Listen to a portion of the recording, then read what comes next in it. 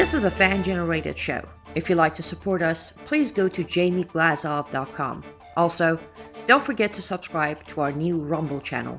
All your support is greatly appreciated. Good evening. Welcome to the Glazov Gang. Tonight, Invasion USA. With us this evening and backed by popular demand, Daniel Greenfield, a Shillman Fellow at the David Horowitz Freedom Center, the editor of the blog The Point at frontpagemag.com, a scholar and a gentleman, and overall just a great guy. Daniel, welcome to the Glazov Gang. Thank you for having me back. Daniel, so much craziness going on with the Bolsheviks in power in the United States. I want to get to a few of the most pressing issues. And at the blog, The Point, you have covered them all very masterfully. But I want to start with something first. The great producer of this show, Annie Cyrus. I was on the phone with her before the show. She was telling me some fascinating things about King Charles, and I realized I missed something. I have to admit, whenever I hear something about the monarchy or King Charles, it's kind of like a cure for insomnia for me. I have a hard time following it, and that's my bad, because maybe I should be. Annie, can you tell us what you think is very important about King Charles and everything that's happening? Absolutely. So my personal opinion of Charles is that he should have never received that crown. That's my only personal issue with the late Queen Elizabeth. He is deeply involved with the elite as far as Islamic movement goes. He has received billions of dollars for no good reason, just received them. And he's also, as being cleared every day by his reactions and actions, he is part of the globalist movement. He wants to go for one world order and one world religion. And I mean, as good Christians and as good Americans, we should all be against that. Wow. Daniel, what do you think of what Annie's saying? Absolutely correct. He was caught red-handed with a whole suitcase of money from Qatar, which is, the home base for the Muslim Brotherhood. He's repeatedly talked about how important the Quran is, how important Islam is, how we should not offend Muslims, all this kind of thing. Of course, he's obsessed with environmentalism, with all these World Economic Forum projects. On the other hand, he's also a very, very weak figure, so I don't think he'll have much of an impact. No, in theory, the monarchy has certain powers that it just does not utilize. Somebody who was more effective, let's say if they actually managed to get Prince Harry in there, would be potentially able to make more of an impact. I think Charles, obviously, I agree completely with Annie, should never have been there. But of course, I say there's an American who was opposed to the monarchy in general. That said, I think he's going to be a fairly weak figure, and I think he's going to run into his own share of scandals because he has limited self-control. So he's just really there as a seat warmer. Amazing. You can't get two greater guests and commentaries than from Annie Cyrus and Daniel Greenfield. Annie, would you like to respond and conclude on this before we move forward? I would say, well, the greatest guest is always Daniel Greenfield, but thank you for giving me a minute to discuss this. Can I ask you, Daniel, because I don't see him just being there, keeping the seat warm. So based on what are we thinking that? Based on the fact that he's A, unpopular, B, he's in general a very weak figure who's prone to these erratic obsessions. Again, I think he'll do endorsements for all these things. He'll water things down to whatever he can. We saw that the coronation, they made a point of including various Islamic figures there. That said, again, I don't think he's the guy who's going to actually be able to utilize some of the powers of the monarchy. And this has been the dream of the British left, because some of them want to entirely, eliminate the monarchy, move it to a republic. Others actually dream of actually having a properly woke monarch who would actually pursue their agenda 100%. And I don't think that they have this guy there just because, again, he is a weak figure. He's not popular. If he tries to do anything, he is not going to have public support. So you're thinking he's the Joe Biden of England? I don't think he even qualifies as a Joe Biden of England. Joe Biden at least had some actual experience doing things in the Senate. What has Charles ever done? He's taken money. He's taken more money. He's taken even more money. He's had an affair. He has zero life experience, zero experience of any kind of wielding power. So I don't think he's much of a threat. That said, with the right people behind him, it could be more problematic. So I think I agree with you that we should be concerned and we should keep an eye on things, even as Americans. Okay, thank you very much, Daniel, and thank you, Annie. Daniel Greenfield, you have a blog titled Invasion USA. One has to rub one's eyes just to make sure that what's happening is actually happening. But you know, when the left is in charge and the Bolsheviks are staging yet another revolution, all of this makes sense. And we've got it, the conservative figures recently are that it's almost 10,000 illegals a day coming across the border. And these are conservative estimates. These are just the people that they've been able to track. This is an invasion. The Biden administration getting rid of Title 42, as we know. You have written about how Biden is releasing illegals into the United States without court dates, without any tracking. And you have a very interesting, intriguing line in one of your blogs. You write, or I think it might have been the subtitle, heads you get an illegal alien invasion, tails you also get an illegal invasion.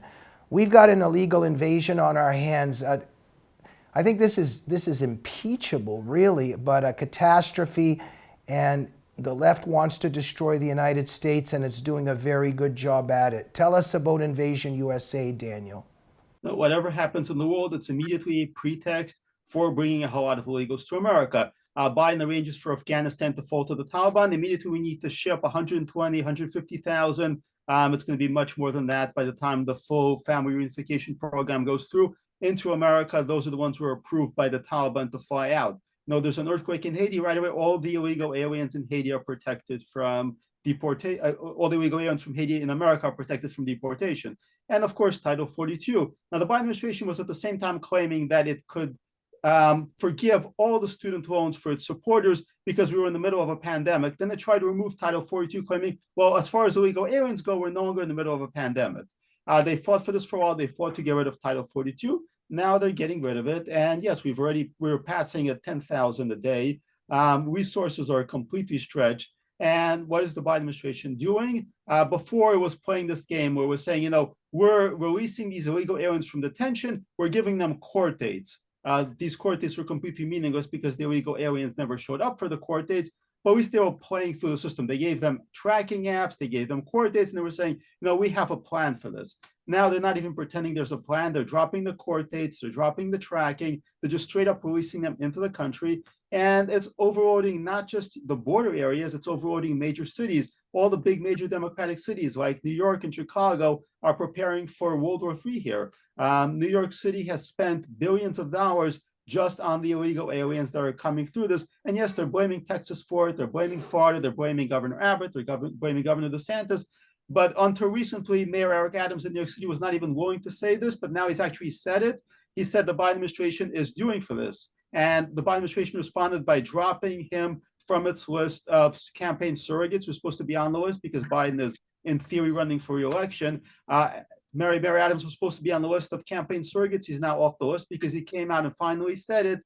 He said that Biden is to blame for this. And Biden is absolutely to blame for this. What he's doing now is actually rushing personnel to the border, not to stop the illegal invasion, not to say you can't just cross the border. No, what he's doing it is moving it forward as fast as possible. They've got personnel there who are going to fast track these people. They're all going to claim that they have a fear of persecution, that they need asylum. They're all going to be quickly tracked through this. On their side, they're going to have advocates. Who's funding these advocates? We are. These are either 501c3 nonprofits, which means they're tax exempt, but even worse, many of them are actually getting funding from the Biden administration to provide help. So the Biden administration is funding the advocates for them, and it's also telling the people who are processing them, the officials there, to get them tracked through as fast as possible. Meanwhile, the people who are actually trying to come legally to America, those people have to wait years online for this in some cases. These guys have to wait days, maybe hours. The people who want to come here legally spend thousands and thousands of dollars just on the immigration process. And these people, they never have to pay a fee. They can actually file their applications. They can get through everything. They're never asked for a single dime. So the people who are coming here legally, the legal immigrants, they're on the hook for all of this. And the message from the Biden administration is, if you're trying to come here illegally, you're an idiot. You're a fool. Just fly into Mexico, cross the border, claim a fear of persecution, and you're in. So they're not just destroying America, they're also destroying the illegal immigration system, because this is the Cloward Piven routine, the one where they basically try to swamp America with illegal aliens, and they dismantle any alternative immigration system. This is their end game, and we're seeing it play out now. They want massive demographic change, and they want it right now. Okay, that's the positive end of this. What's the negative part? Okay, I'm a failed comedian, and it doesn't even work during a show. Well, look, I want to at least chuckle for 2 seconds during this tragedy. Daniel, what really gets on my nerves is till this day, no matter the Bolshevik Revolution in Russia, Lenin and Stalin and everything that the Soviet regime did, and then Mao Zedong, the Cultural Revolution, Pol Pot, North Vietnam, Castro's Cuba, North Korea, the Sandinista Nicaragua, and people still, they're like, oh, you put it on Fox News even. People are like, even the conservatives, I can't wrap my head around this. Like, well, Biden, why is he doing this? He's so incompetent. Then instead of just showing how disgusting we think everything is all the time and how we're morally indignant and so shocked, yeah, we got that. We have to give a sober, very honest analysis. This is Marxism. It's nothing to get too surprised about. We don't need to wrap our head around this and screaming and yelling at this. Okay, I get it. People get upset. But we have to name it for what it is in a very sober way. We know that you can get upset. We know that we're angry. So my point is here, this is the left. This is Bolshevism. When they look at the United States of America, what do they see? Individualism, the individual, private property, free enterprise, individual achievement, talent, the American dream. The left hates all of this.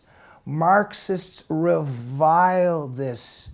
And why, in my book, United in Hate, I documented how the left was celebrating during 9/11 because Ground Zero, they're just salivating. They were salivating during Ground Zero because when Ground Zero happens, that's the ashes of the earth that you want to destroy, and then you build your utopia on top of those ashes. Mao Zedong wrote about this and talked about this. He was saying how important it is to kill millions and millions of Chinese people because it's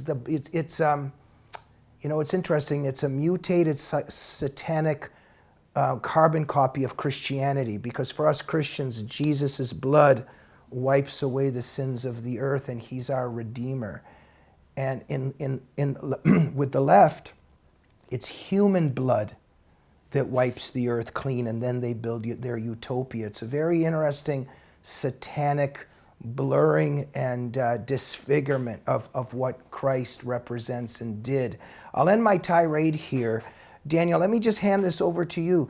This is no surprise. We should just be very well aware of this. There's no stupidity here. There's no incompetence here. This is the left. They hate the United States. They want to cause chaos and destruction. Malice is at the heart of everything that they do. They destroy the United States, and then they build their leftist utopia on its ashes. There's no surprises here, right? No, the phrase that I keep hearing, even in the media, on conservative media, on Fox News, chaos at the border. There's no chaos at the border. There's a plan being carefully executed. You have an invasion that they've actually carefully arranged, that is being funded, that is being organized, that is trained, that is now being swiftly executed. Just as there's no chaos in the streets, there's crime, there's violence, but it's a crime and the violence that they've carefully, again, arranged for, executed, and implemented. There's no chaos in the stores when people can't find food. Again, this is a plan that is being executed. This is not incompetence. In fact, this is extremely competent. Compared to the left, conservative governance is repeatedly, every Republican administration has been pathetically incompetent at actually implementing a plan. The left, it can be Biden out front, it can be Obama up front, it can be Bill Clinton up front, it can be Jimmy Carter up front. it doesn't really matter. The people behind the scenes are actually quite competent at executing it. Now, the promised results of utopia, of course, never arrive, but they're actually quite good at destroying things. They're quite good at finding ways to exploit the weakness of the system. Their various plans for building things are terrible, but as you said, their agenda is to destroy things. And when it comes to destroying things, they're very, very good at that. Show them a system, show them an institution, show them a school, show them a country, show them a corporation, show them an idea, show them a religion, show them anything. They will figure out how to destroy it, and they will figure out how to do this 20 different ways, and they will pipeline it, they will implement it, they will coordinate on doing it. Can they actually then do anything with that? Can they actually improve test scores in the school or improve the economy in the country? Of course not. They cannot do that. But as far as destruction goes, there are absolutely geniuses at it. And what you see is in chaos, it's people whose goal is to destroy the country. We think of it as chaos because we're seeing what we count on coming apart. For them, again, as you said it quite well, this is what they want. This is what they salivate over. It's like to us, a gunman opening fire seems chaotic. To him, he's executing his plan. This is exactly the way to view what's going on at the border, what's going on with crime, what's going on with the economy. It's the execution of the plan.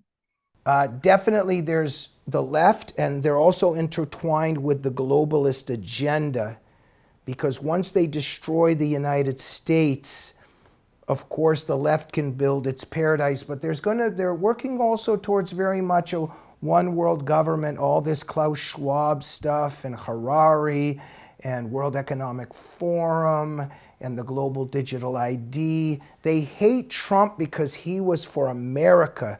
He wanted to defend America, and they want to destroy America. And with all of that too, there will be a globalist network instead of strong countries and borders, right? Yeah, I mean, the goal was obviously to tear down everything. And again, as you said before, to build something new, their own ideal state.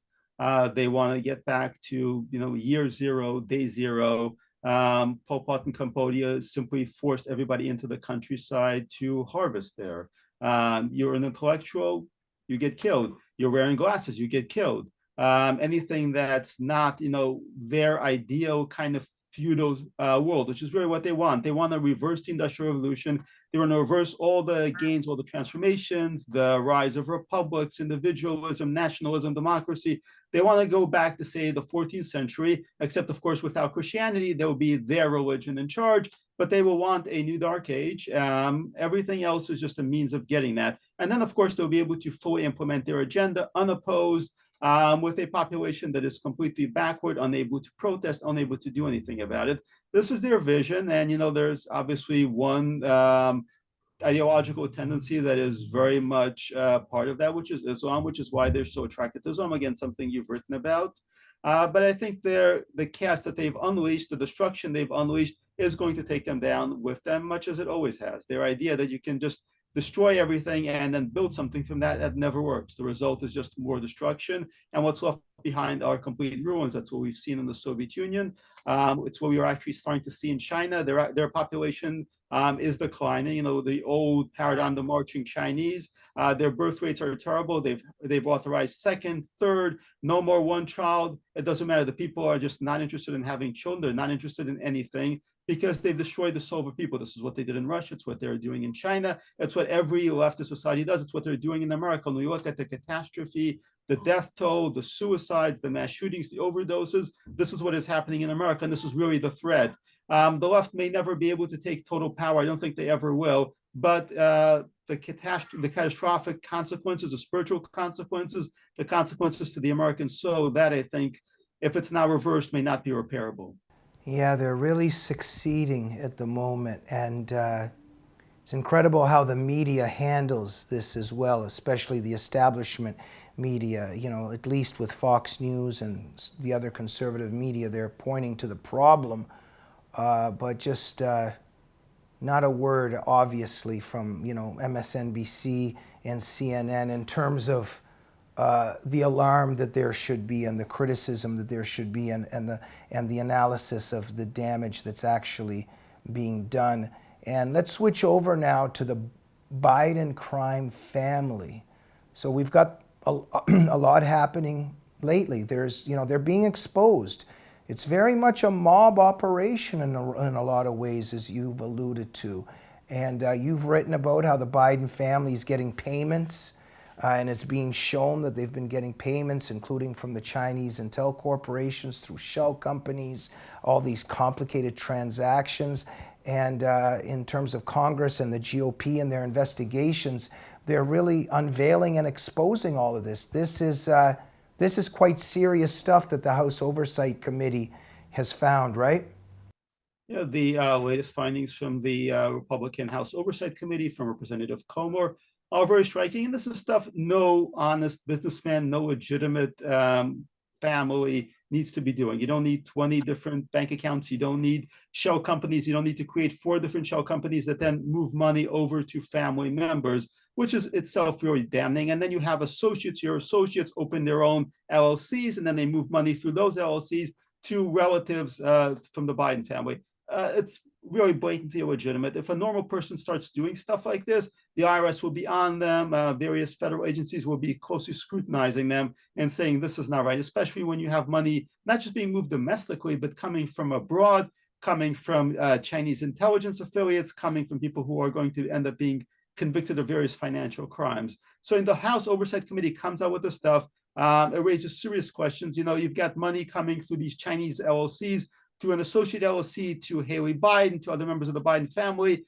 This obviously stinks to high heaven. Of course, the media's response is, well, the House GOP failed to report shows that Joe Biden was not involved in anything, which is, of course, their takeaway. House report fails to prove that Biden was involved in anything. Well, you have to obviously think 2 things. One is that the Chinese and the Ukrainians, who are the nicest people in the world, particularly Chinese oligarchs involved with Chinese intelligence, are very generous people. They decided to send millions of dollars to the Biden family because they are, very charmed by its various members, and they really like what a crackhead who spends most of his money on prostitutes can do for them. It has no reference at all to Joe Biden, of course. It's just they're very impressed by the business talents of Hunter and James and various members of the Biden family who are not even doing any kind of businesses, and they decide to send them money, or to their, bribing Joe Biden.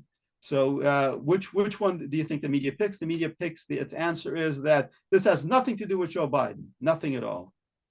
But Daniel, they've showed that there's millions in foreign payments, and $10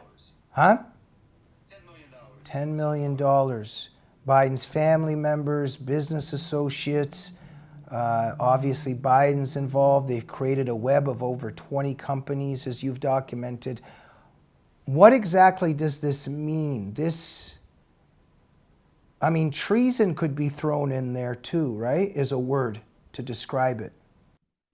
So it's certainly treasonous, but I think an important point that needs to be made is this stuff is not even new. Biden is not even the first prominent Democrat politician to be doing this stuff. That's the really outrageous part. You go back to Harry Reid and his kids were doing this. John Kerry is still at it. John Kerry's the loudest voice saying, we need to get these slave labor Chinese solar panels to America. We can't ruin our relationship with China because of the planet.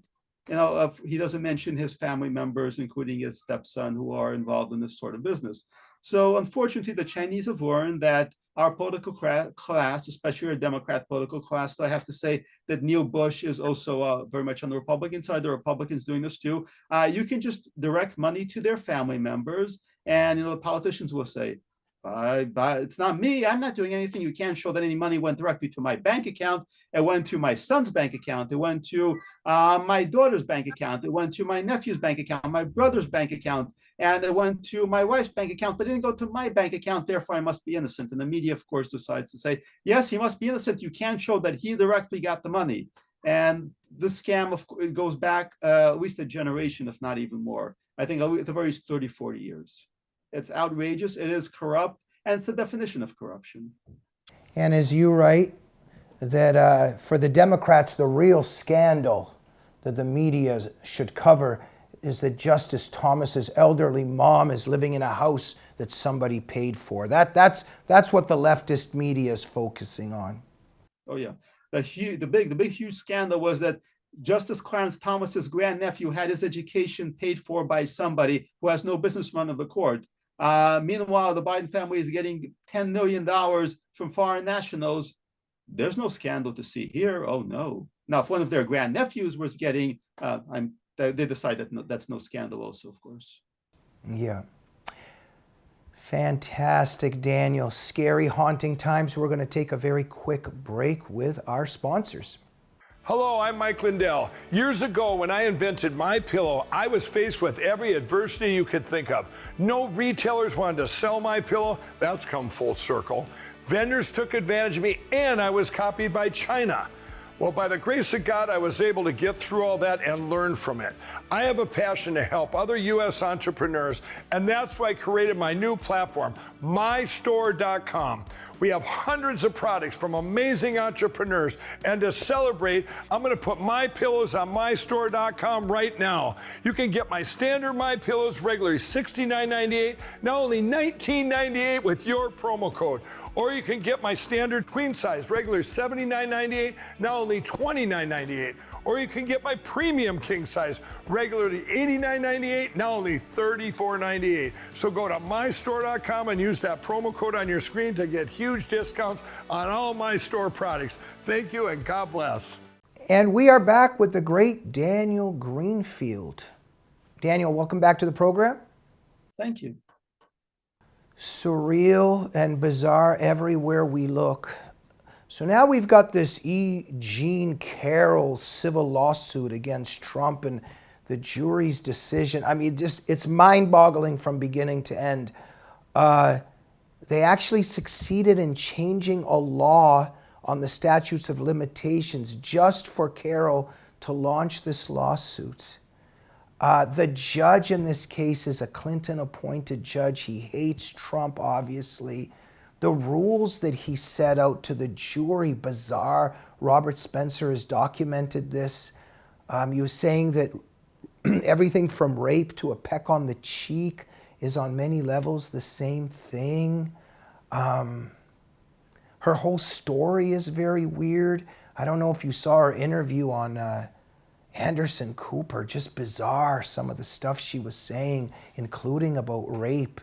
To the best of my memory, she was saying something about how rape can be very sexy or something. So,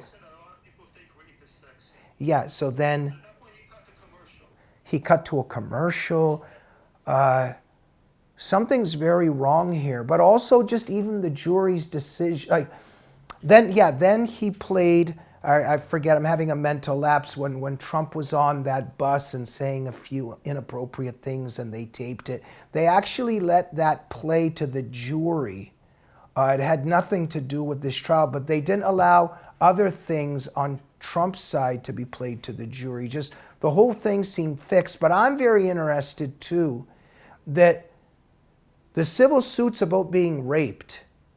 The jury decides that there was no rape, but that there was some kind of assault and defamation. So let me get this straight. So we think the woman's lying about being raped, which means she's a liar, but we're gonna just, make a little compromise that he hurt her feelings by the stuff that he said. And even though she's saying she was raped and that's a lie, we're going to just go with that there was some kind of molestation or assault. Like, logically, that does not add up in terms of how a jury should be thinking. If she's a liar, why would you believe her about other things? The funny thing about all this, since we need some comedy here, is that when she first came out with the story, the media took one look at her and ran in the other direction. They said this lady is crazy. There was the Cooper Anderson interview where she's talking about how rape is sexy. She does another interview where she says that, rape is pretty much the woman's fault because men can't control themselves. Like, she's a nut job. Back then, I did a review of her book. Pretty much nobody bought this book. Nobody wanted to touch this book because this book, it basically claims that everybody in the past had assaulted her. The book is completely crazy. She's nuts, frankly. The jury took one. No, normally the jury should have taken one look at her and gone, whoa, because the media took one look at her and then suddenly you didn't hear anything about her. You didn't hear anything about her until she filed this lawsuit. The media quickly did a few appearances for her, and then they wouldn't touch her with a 10-foot pole, which was entirely reasonable because she was saying crazy things. And her story, as you said, makes zero sense whatsoever. She was sexually assaulted by Trump in, the middle of a major department store's dressing room. It makes absolutely no sense. She herself said that this makes absolutely no sense. Any normal person back then, including people on the left and the media, said, yeah, I don't know that we want to do this. And then, of course, she came back. This time she had a major backer. She had a big tech billionaire financing her lawsuit. The big tech billionaire backer is the same guy who's been financing a lot of dirty operations. He's the guy behind LinkedIn. He was also visiting Jeffrey Epstein's island. So, he cares very much about sexual assault. He cares very much about what happens to women and young girls because he was a Jeffrey Epstein associate. Anyway, he decides to finance this. Suddenly the media starts taking it seriously, and a bunch of Democrats start taking it seriously. Not too seriously, but seriously enough to push this through the system. And, this is a situation where whichever jury they were going to get was pretty much going to convict Trump no matter what. If you brought this in front of a jury and said that Trump came down in a UFO flying saucer and probed me, they'd go, well, yeah, I mean, we Saturday Night Live and all the media tell us that he's the devil incarnate. There's no doubt that he did this. So it's not surprising, which does not bode well for obviously the upcoming Bragg prosecution of Trump. The bottom line is you just normally juries do their job normally, but if you really demonize people enough, if you get to the point where you're just lynching people, when you've got the public whipped up to the point where it's basically hang him, he's the devil, well, you're going to have a jury that does not do its job. We saw that with Derek Chauvin, with the George Floyd overdose case. We've seen it a handful of times. It's a really ugly and unfortunate phenomenon because overall the American jury system has worked very well. This is a case where the verdict is in some ways inexplicable, but in other ways it was absolutely rigged from the start. And you now have a situation where you have juries in blue cities, in uber blue cities, whether it's DC or New York City, who are absolutely going to pull the trigger on Trump no matter what. The Bolshevik Revolution is getting ushered in. They've got all of this planned out. They have it all choreographed. Invasion at the border, global digital ID coming, some other pandemic that they're brewing up, New World Order. There's this Trump guy. He's in the way of the Bolshevik New World Order. We got to get rid of him no matter what. What a beautiful, great man he must be for them to hate him that much. They're so scared of him. But let's look at, you mentioned this billionaire Reid Hoffman character. There's another thing. He's contributing money to this nonprofit that's funding this whole rape lawsuit. But Carroll actually signed a document, said that she had no knowledge of external funds for the trial. That's a lie. Close to perjury, if not perjury.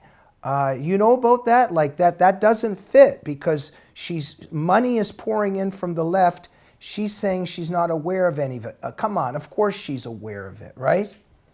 I would presume she's aware of it, but the flip side is we saw this in the Kavanaugh case. The kind of women you dig up to make accusations like this, they're not the best, the brightest, or the sanest people in the world. Normal people, even if they really hate Trump, they hate Kavanaugh, they hate some Republican, are not just going to drag themselves out in front of the public and make rape accusations. There's just a barrier there. The people who are going to come out there, they're going to say this stuff, they're even going to convince themselves that it's true. Well, those are not your normal functional people in the first place. But Daniel, I'm just trying to think like, I'm on a jury. A woman is saying she's been raped. We're deliberating with the jury, and we all agree that it appears that she's lying about being raped. So she's a liar. But then we go, okay, we're not going to agree that she got raped. Like, yeah, she's lying about that. But hey, guys, let's at least agree that something did happen, and that Trump maybe molested or assaulted her. And let's also go with that he hurt her feelings by some of the stuff he said. Like, there's some kind of mental illness involved here. That's not the best word, of course, because it's all choreographed. They have to get him on something. But when I say mental illness, those things don't connect logically. She's a liar for being raped, but we're going to believe her about other things or go with something that she herself is not exactly saying. Do you see what I'm saying? Yeah, well, it's also a general problem. We've seen this on college campuses where they define down. Rape is obviously a very serious and evil thing, but they define it down to the point of being virtually meaningless or encompassing everything, and that you've mentioned before. So if you just define it down far enough that it encompasses practically anything, well, then how do you even rule it out? You can't rule it out. Yeah. I love Trump so much. I was just laughing with so much joy with him on CNN. It was just absolutely, it was just great. I mean, what a great guy. He's got a great sense of humor. He's so bold. And even the CNN audience ends up clapping for him. And the left is just in a meltdown that he was on CNN and how he dealt with Caitlin Collins. He just did great. But even on there, he was saying that the poll numbers went up after the verdict. And so he seems unfazed about this. But that whole CNN thing was just fantastic. I'm very interested on how the left is just going crazy after him on CNN. The left cannot handle free speech, can it? It always ends up with Mao Zedong, Stalin, Pol Pot. They can't handle free speech. And this is a grain of it, isn't it? AOC and all the leftists, oh my God, Donald Trump was able to go on CNN and say what he thought. They're very totalitarian, aren't they? Oh, in George Orwell's 1984, there was a 2-minute hate. We're in the 24-hour hate. No, it's whatever Republican is the hate object right now. They bring him out. He's the Emmanuel Goldstein of 1984. They bring him out. It could be Reagan, it could be Bush, it could be Trump, it could be DeSantis, it could be anybody, whoever it is. They managed to make Mitt Romney and McCain, who are, liberal, as liberal as they could be, they could make them look like Hitler when they needed to. So they bring them out. The audience is primed to rave, to rant, to feel rage, to project all their fears, their worries, their unhappiness, their insecurities, and project it there, which is what George Orwell brilliantly described in 1984. And they do that. And the left does this for a purpose. They do this in order to radicalize. They want to break society. They want to push it to extremes. And they present this hate object on the screen. They get the audience whipped up, screaming, ranting, feeling that kind of rage. And of course, they can then use that rage to completely destroy any values, any morals, any norms. Suddenly you get these people very angry and, oh, there are no women. Men can become women. And, in that kind of condition, that kind of thing you see in cults, well, yes, you can do that. Hitler did that. He had this mob and then he would, and then the audience would just lose their minds and everything seems acceptable. If you get people furious, angry, they lose their conscience, they lose their decency, and they can be gotten to do anything. This is what the left is doing with these Republican hate objects. So, of course, they're thriving in this. They bring out Trump. They work themselves into an orgy of rage, and then they can push all sorts of unacceptable things. You want to double the cost of your electricity, ban cars, militarize the entire country for that matter, and it becomes acceptable because if you get people angry, furious enough, crazy enough, they lose whatever their standards are. Absolutely. Thank you, Daniel. Just like with this Carroll thing, just a little more on that. It's incredible what the judge would not allow to be presented in what he did allow to be presented for Carroll's side, then what he didn't allow for Trump's side. For instance, it's very interesting, some of the details. She has an African-American husband who she called a certain term, just awful, and the judge wouldn't allow that to be presented. And I think that would have said something. I think if anything in Trump's family, if something like that had happened, the judge would automatically allow it. Also, another interesting detail, she has a pet cat, or her dog maybe, named Vagina. And the judge wouldn't allow that to be put in. It's interesting. Just some of these details are interesting. I don't think we're dealing with somebody that's all, dealing with a full deck, right? No, again, I've read her book. that book is, there was a reason the media did not want to touch it. There's a reason the media did not want to touch her after those interviews. Again, she's telling Anderson Cooper that a lot of people think rape is very sexy, and CNN cuts the commercial. So there's a reason they did not want to touch her. But at this point, they decided, sure, why not? Okay, in New York, we have what happened with Jordan Neely, and we have that former Marine that subdued him with a rear naked, chokehold, or however it's described, and he died. And now everybody is on this Marine. And the left is portraying, this is a new George Floyd. They're portraying Jordan Neely as this victim, and they're playing these videos of him doing Michael Jackson dancing. But as you have documented, very long, troubling, scary history of this guy, just coming up to a 60-year-old woman, for instance, punching her in the face, breaking her nose. He was dragging, if I'm correct, some 7-year-old girl down the street trying to kidnap her. Tell us about this Jordan Neely character and how the left is putting everything away into invisibility about who he really is.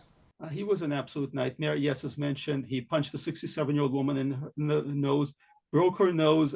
She fell to the ground, hit her head. He punched a 64-year-old man in the face. He was dragging a 7-year-old girl down the street. He was charged with attempted kidnapping. What do you think he got for that? 4 months. This is just how broken the New York justice system is. He threatened to kill his own grandfather. His grandparents would not let him into their apartment because of that. He was sweeping out in the hallway. He banged on a ticket agent's gate and threatened to kill her. And those are just a few cases we know about. He was listed as one of the top 50 problematic people in the subway system by social workers.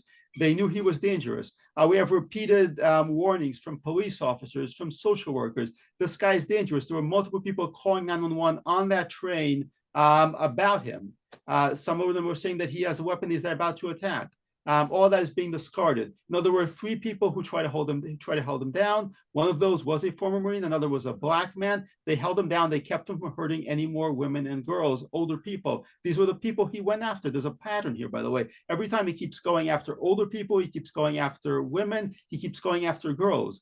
This is a man who is the definition of a serial predator. He was a monster. And yet every time, over and over again, New York City let him loose to prey again. He assaults a 67-year-old woman. The system arranges for it. This is right in the New York Times. They arrange for it that he will avoid jail and go to a diversion program. He dumps the diversion program. They put him into another diversion program. They keep him on the street until he does something genuinely horrible. But that fortunately never happened. He never got to kill anybody because people actually stood up. Men were men. We often talk about how men are not men anymore. Well, these men actually were men. They stood up. They took action. Now the Marine will face prosecution. He's facing manslaughter charges for doing what the system refused to do. And if the system had done what it was supposed to do, Neely wouldn't be dead, and this Marine would now, would not now being charged that he might actually go to prison, right? He's facing manslaughter charges. DA Alvin Bragg refuses to prosecute anybody except conservatives and people who defend themselves. There was a bodega worker who defended himself. He faced prosecution. There was a parking attendant who was dealing with a guy who flashed a gun at him. He grabbed the gun away from the guy, ended up shooting him. He was lying in the hospital, handcuffed to a bed and facing charges. Then there was public outrage. Both of those men were minorities, so Bragg decided to step down. But here, the left has decided on this. The Black Lives Matter movement has decided on this. And a lot of Democrats think, we could use this guy. We could turn Jordan Neely into the new George Floyd, and we can maybe have a whole new wave of race riots. Because there's an inside game there. If the jury convicts Daniel Penny, who was the former Marine, great. But if the grand jury actually doesn't recommend charges, which is entirely possible, then they're going to have a whole wave of race riots and protests and all the usual stuff, and we're going to have mostly peaceful terrorism all over again. When it comes to the left, good is evil, evil is good, up is down, down is up. It's all so perverse and surreal. Very depressing, and as you and I have discussed, Daniel, we have to lean on our faith. We got to go. Annie Cyrus, what did you think about this show, and did we leave anything out? As always, very educational and touching on things other outlets would not touch. Thank you, Daniel. Thank you, Annie. Thank you, Jamie. Have a great night. Thank you so much, Daniel. We hope you'll be back soon. Everybody, go to The Point at frontpagemag.com. It is Daniel Greenfield's blog. Brilliant stuff. Press refresh every 5 minutes. We'll see you soon. Good night.